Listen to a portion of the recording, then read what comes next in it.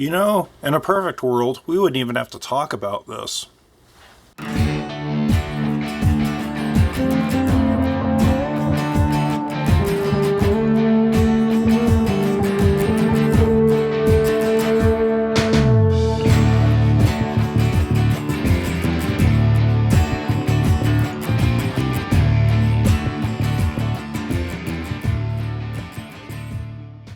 One of the things I've been hitting this semester over and over is the importance of perspective, how it's important to see things from different point of views. Even ones that kind of scare you. Let's talk about Ta-Nehesi Coates. And, his article cuts a little bit too close to real life. I really wish that this would be the kind of thing that would shock people, but we're at a time in history where the fact that someone might think the police are violent isn't really shocking anymore, is it? It's sad. It really is. But I think what we need to do in order to get a good perspective and not let the emotion get a hold of us is talk about the key issues in a more silly way. And when I think silly, I think games. So, how can we make a game out of this? Well, I like to have my students play a little game of who can I shoot? Now, this is completely silly. I do not mean to demean anyone whatsoever. I do not mean to trigger anyone whatsoever. And I am clearly not saying that you should shoot anyone. Let's just get that out of the way right now. But by playing a game called Who Can I Shoot, we can put ourselves into different perspectives. And while we got to see Ta-Nehesi Coates' perspective, and we have read about plenty of victims' perspectives, we haven't really looked at it the other way. Now, I know that these are difficult decisions, but let's just pretend. You have a gun, and somebody has told you that it is your job to keep everything orderly. So, you walk in, and you see someone pointing a gun at someone else. Who do you shoot? Do you shoot? People like to say things like, well, I just shoot the gun out of her hand or shoot her arm. Well, military training, police training, self-defense training says that's not how you use a gun. You aim for center mass. You only pull out a gun if you're really trying to stop somebody. You can't do it part way. At least that's what they tell you in all the training courses. So it would be a matter, would you sit and watch somebody shoot someone else, or would you be proactive about it? This is kind of a nastier version of the trolley problem, and it provokes the same kind of reactions. Well, I'll try to talk them out of it. No, you can't do that. This is not the game we're playing. We're playing a game where this is a thought experiment. You see two people with guns. Who do you shoot? Now, this is the interesting one. In the past, when I've asked my students this question, everyone wants to take out the female because she has a much meaner looking gun. And it's true, it is a much meaner looking gun. However, not a lot of people point out the fact that she's got a star on her hat. That's a police officer. We still want to shoot her? I don't know many police departments that allow their sheriffs and deputies to wear midriffs, but you never know. Would you shoot someone if you saw someone about to knife someone else? Why not? The fact that somebody has a knife instead of a gun makes people think that it's a less lethal encounter, and there are a lot less knife killings than there are gun killings. I would think that would probably be mostly because the knife is not nearly as skill-free of a thing. Look, you give me a Glock, I'm pretty sure that I could hit someone with at least one of the shots. Give me a knife and someone coming up close. Would I be able to stop them? Would I be able to succeed? I don't know. And if I saw someone about to knife someone else, students in the past, when I've asked this stuff, will want to take a larger effort to talk someone out of it or see how things develop in a knife fight than they would in a gunfight. Why is that? What if instead of a knife you were just going to beat someone to death with a heavy object? And you walk around the corner and you see someone trying to beat someone else with a very heavy object. Would you shoot them? What if that heavy object was a fish? Well, yeah, I know what you're thinking here, but say I had a tuna.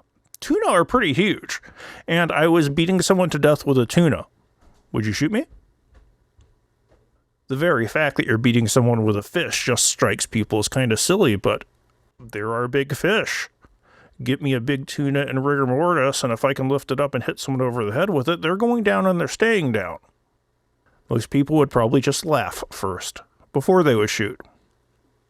What if you saw someone physically beating someone up to the point where the person might not survive? It is possible to punch someone to death. Not that I've ever done it, but it is possible. Would you feel more or less justified using lethal force in this case to stop this going on? Now it's about the time where students would ask me questions like, well, how do I know who's the bad guy here? I'm like, you don't get to make those decisions. You see someone about to kill someone else. What do? Say you saw someone beating up their spouse. I know you weren't expecting this one, were you? You were expecting it to be the other way around. The idea of spousal abuse immediately sets lots of people off. If it were to go this way, it would be perceived quite differently than if it were to go this way. Our attitudes towards gender immediately come into play, just like our suppositions between things that are silly would affect how we would act if someone was beating someone to death with a tuna, just like our idea that we would want to take out the person with a gun, but the person with a knife would make us stop and think about it a little while. The guy would be just as dead either way. Would you use lethal force in order to stop someone from torturing animals? Most people think this would be going a bit far. Then again, there are some animal lovers who think this would be a worse crime than hitting a human being. Why is that? How do we make the moral judgment that this person is okay to stop immediately and this person isn't? Is it their victims? If we don't like the victims, we're not as attached to the victims, we're more likely to not interfere. What if we saw someone, I don't know, killing a vampire? But I know what you're thinking. Vampires must be bad guys all the time, right? Well, who says? What if there are good vampires? If you've ever watched Buffy or Angel, you know that some of them might exist. What if he's just trying to get along to get along? What if this is a world where they have something like True Blood where he doesn't have to feed on people and you're killing him by dousing him with holy water and you walk around the corner and you see someone doing this? What would you do? Oh, he's supernatural, he can take care of himself? No. It's strange how the situation will change the way we think about an activity. What if you saw someone involved in a crime? Would you shoot them? Well, most people wouldn't shoot them and would only use lethal force to combat lethal force. What if you saw someone giving someone else an atomic wedgie? This is the point where students actively laugh at me until I show them this news story. I don't know how you kill someone by employing an atomic wedgie, but apparently it's possible. I would think that that person would have to be wearing very rip-resistant underwear, but What if someone was doing something dangerous that was going to lead to someone dying? How much force would you use to stop them? Drinking and driving?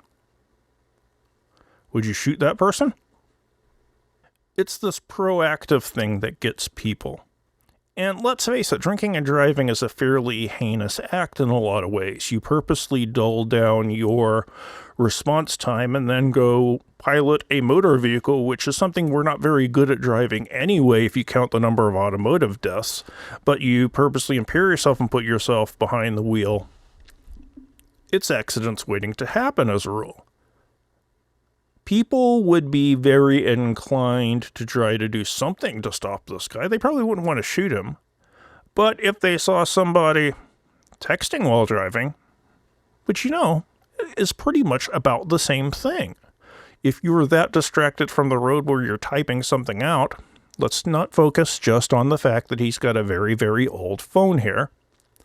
But if you're that focused on the road, they say distracted driving via texting can make you as bad of a driver as if you are a drunk driver.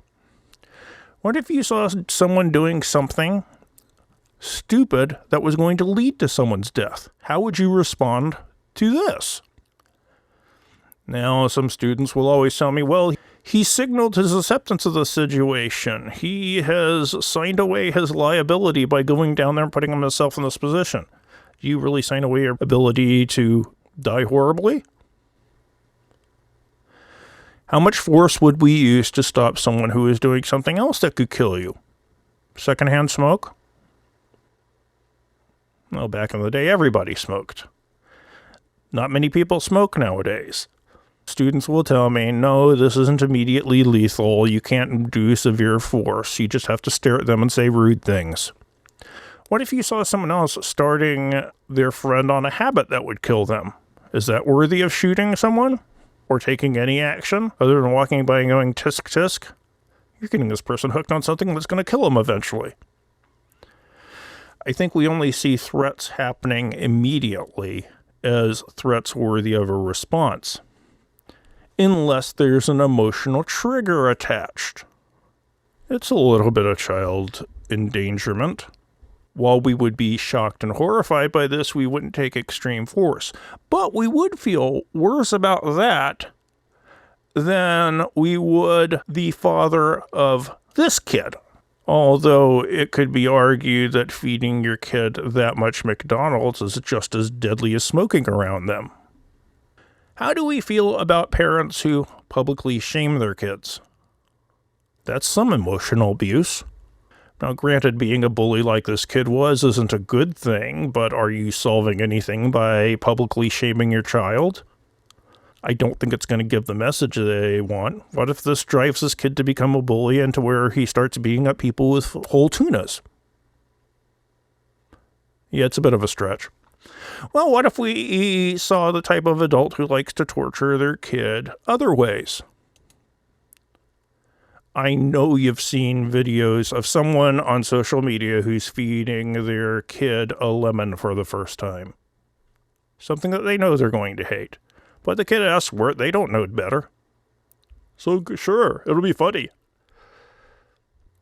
Now, most of these examples are very silly, but in order to really get to the heart of the issue, we have to start thinking in terms of ethics.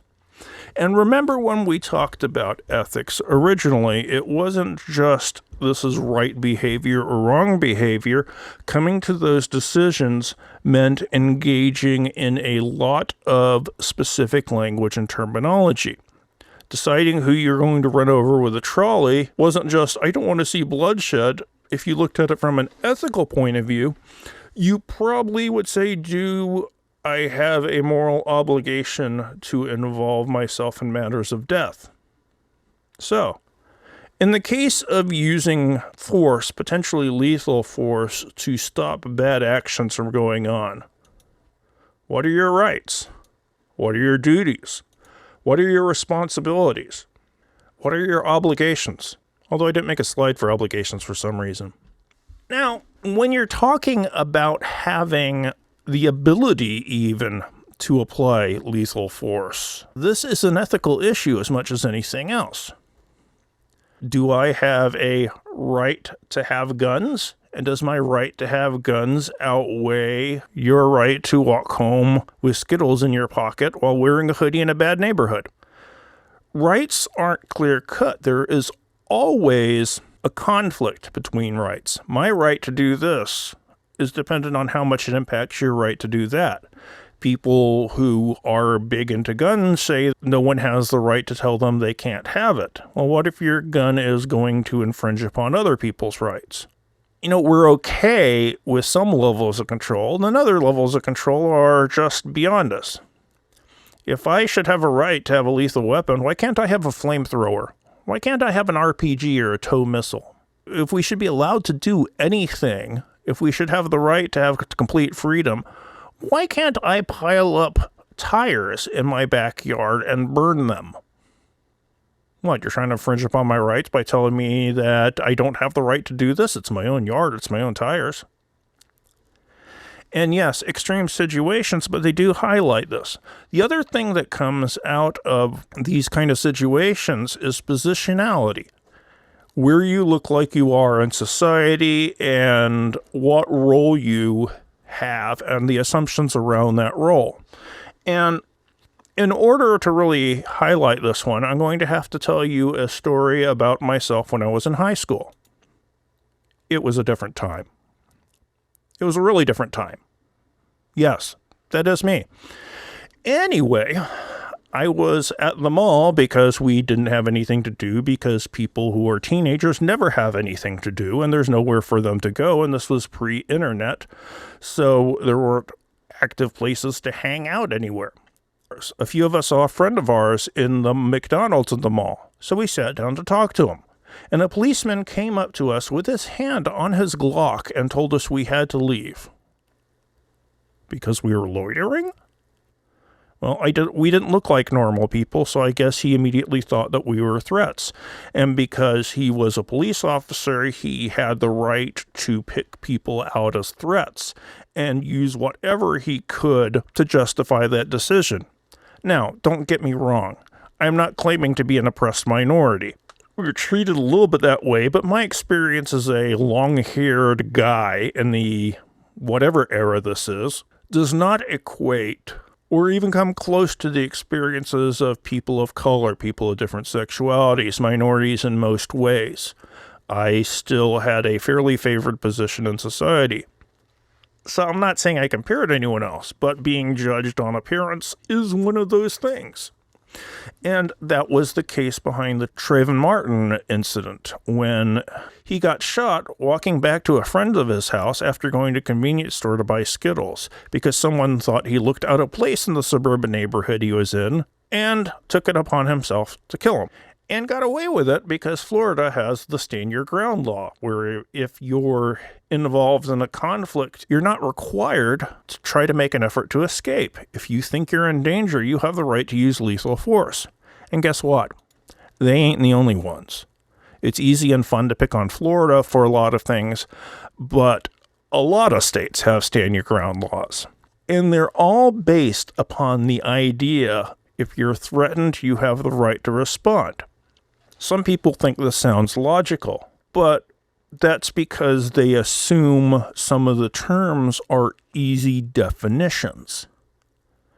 And whenever you get into the ethics of a situation, my right to defend myself, my responsibility to keep someone alive or not, my duty to protect the neighborhood or other such things, we get into standards that involve some tricky ethical issues. There's an organization called Arming Women Against Rape and Endangerment, AWARE. Their primary motive is to try to prevent assaults on women by empowering them. And this is everything from empowering their attitudes to empowering them with weapons. And they came up with a definition of when you are allowed to use a high degree of force to defend yourself. You are justified in using lethal force against another human being if, and only if, there is immediate and unavoidable danger of death or grave bodily harm to an innocent person. When we did that really silly, who would you shoot thing, we did that because I wanted to explore this definition. Immediate and unavoidable danger of death. What does that mean? If I have a gun and shoot someone in the stomach, there's a good chance they're going to die. Is it an immediate death? Well, I can only use lethal force if I don't shoot you in the stomach. Well, if you stab someone, stabbing isn't a fun way to go. Stomach wounds tend to hurt, and I read this, I don't really know from personal experience. Getting stabbed or shot in the stomach means you're going to bleed a lot and hang on for a lot. But you will eventually die. How quick does that death have to be? How unavoidable does it have to be? Does this mean that if I could run away a little bit faster, then I don't have the right to bring lethal force, but if I'm a slow runner, I do? unavoidable is a hard word to define, just like immediate is a hard word to define. If I'm doing something which is going to lead to instantaneous death, like shooting someone in the head, it's a different thing than if I'm secondhand smoking around my kid, and I guess that immediate does bring into play there, but those are extreme circumstances. You don't necessarily have the luxury to go through all the mental gymnastics at all times to think about the immediateness or the unavoidability. Death or grave bodily harm. What does grave bodily harm mean? Is breaking someone's leg grave bodily harm? Is it only grave bodily harm if there's blood involved? To an innocent person. And this is the real kicker in vagueness. Who's innocent? Well, when it came to the whole Trayvon Martin case, that was the thing. The gentleman who shot Trayvon Martin said that he was in fear for his life because Martin fought back and was punching him. Martin didn't actually do anything, so I guess he was innocent. But the person didn't think he was innocent and thought when he was being attacked that Trayvon Martin immediately became not innocent. Now, here's the thing. I'm picking on this definition. But the problem with this definition isn't that it's a bad definition. This is a pretty good one. And it's about as precise as you can get. But it is very, very hard to come out with a concrete definition which you can apply to something as important as using lethal force. Then there's the whole gun thing to begin with. Psychology Today. This is where these numbers come from. It was an article about justifiable gun deaths, and even forgetting the squirreliness of trying to define justifiable, 1 justified gun death per 2 accidental deaths. So 33% of the time someone gets killed by a gun, it's justified, and 66% of the time it's not. 5 justified deaths per accidental child death.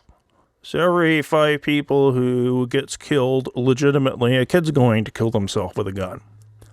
1,000 illegal deaths per justified deaths.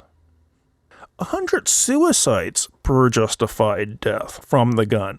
If you have a gun in your house, the possibility of suicide increases dramatically.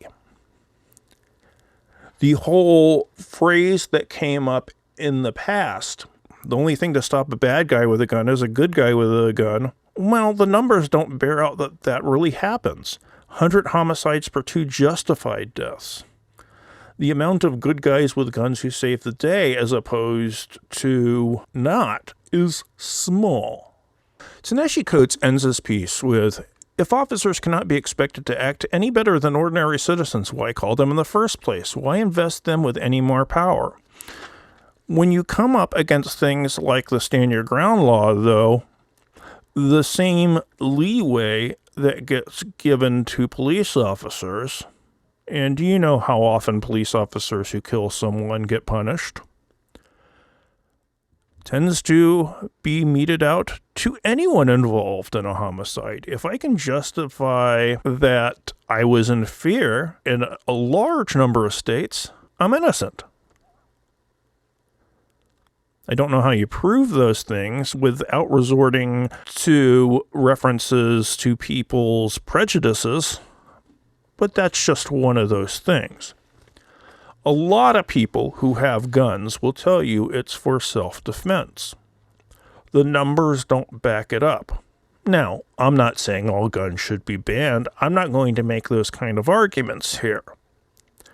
What I'm talking about here is how people really need to think about the ethics of the situations, but tend to not do that. Instead, they tend to be driven by preconceptions, by hunches, by reactions.